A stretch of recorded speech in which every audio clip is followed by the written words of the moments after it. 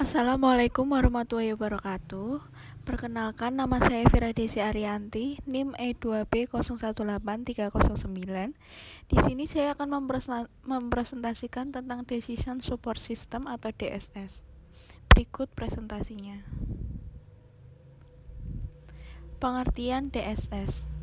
DSS merupakan salah satu produk perangkat lunak yang dikembangkan secara khusus untuk membantu manajemen dalam proses pengambilan keputusan. Sesuai namanya, tujuan digunakan sistem ini adalah sebagai second opinion atau information source yang dapat dipakai sebagai bahan pertimbangan sebelum seseorang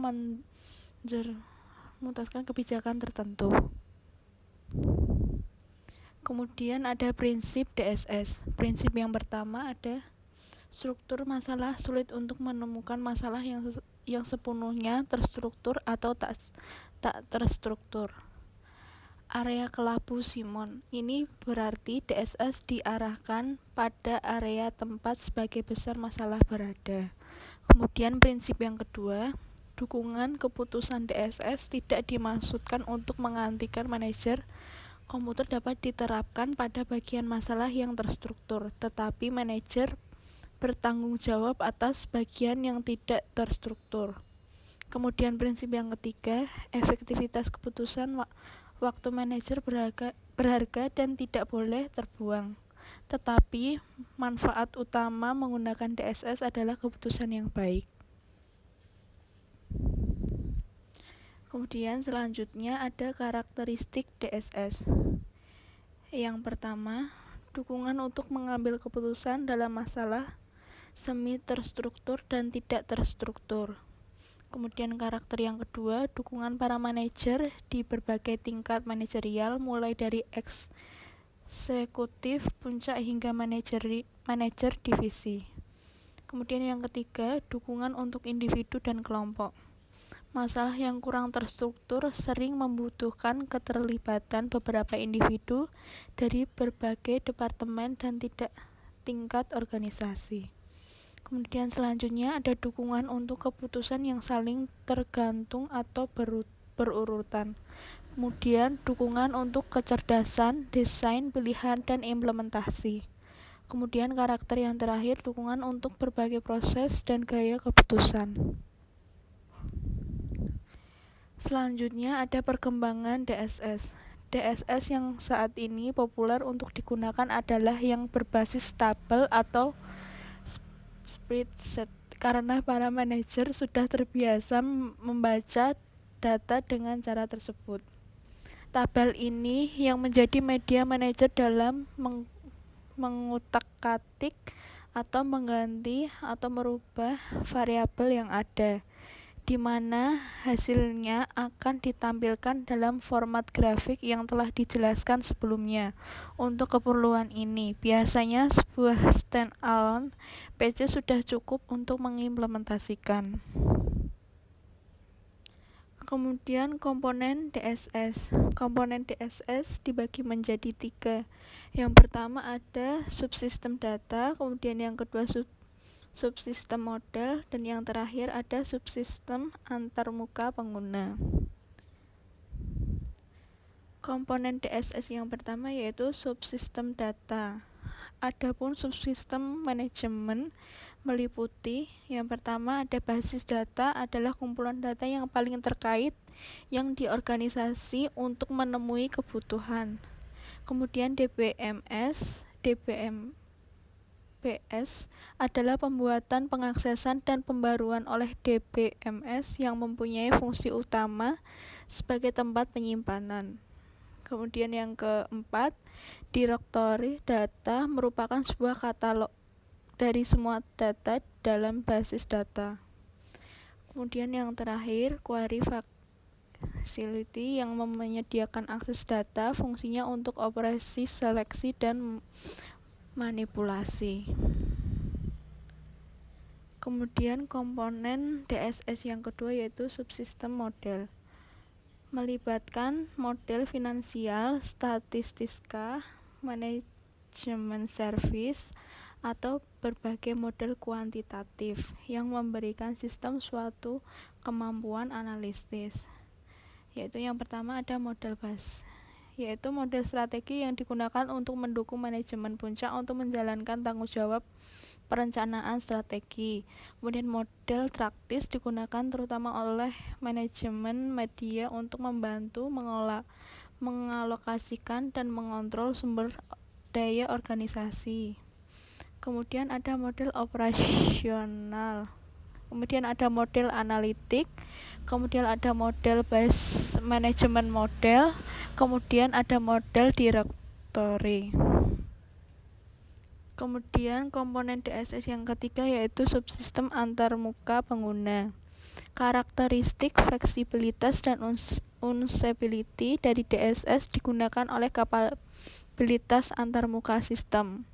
Penggunaan berinteraksi dan memberikan perintah-perintah kepada DSS melalui subsistem ini dikenal sebagai DGMS. Subsistem menyediakan struktur antarmuka grafik yang konsisten dan mudah diadaptasi oleh pengguna. Kemudian ada tujuan DSS. Tujuan yang pertama yaitu membantu manajer membuat keputusan untuk memecahkan masalah semi terstruktur. Kemudian tujuan yang kedua, mendukung keputusan manajer dan bukannya mengubah atau mengganti keputusan tersebut. Kemudian tujuan yang ketiga, meningkatkan efektivitas manajer dalam pembuatan keputusan dan bukannya peningkatan efisiensi. Kemudian selanjutnya, alasan DSS digunakan dalam perusahaan. Yang pertama, perusahaan beroperasi dalam ekonomi yang tidak stabil. Kemudian alasan yang kedua, perusahaan dihadapkan pada kompetisi dalam luar negeri yang meningkat. Kemudian yang ketiga, perusahaan menghadapi peningkatan kesulitan dalam hal melacak jumlah operasi-operasi bisnis. Kemudian yang keempat, sistem komputer merupakan perusahaan tidak mendukung peningkatan tujuan perusahaan dalam hal efisiensi, profitabilitas, dan mencari jalan masuk yang benar-benar menguntungkan. Kemudian selanjutnya ada jenis-jenis DSS. Yang pertama ada retrieve information element atau memanggil elemen informasi. Kemudian jenis yang kedua mengenali semua file. Jenis yang ketiga laporan standar dan dari beberapa file. Kemudian yang keempat meramalkan akibat dari keputusan. Kemudian selanjutnya menawarkan keputusan, dan yang terakhir membuat keputusan. Kemudian selanjutnya ada kelebihan DSS. Kelebihan yang pertama yaitu memperluas kemampuan pengambilan keputusan dalam memproses data atau informasi untuk mengambil keputusan.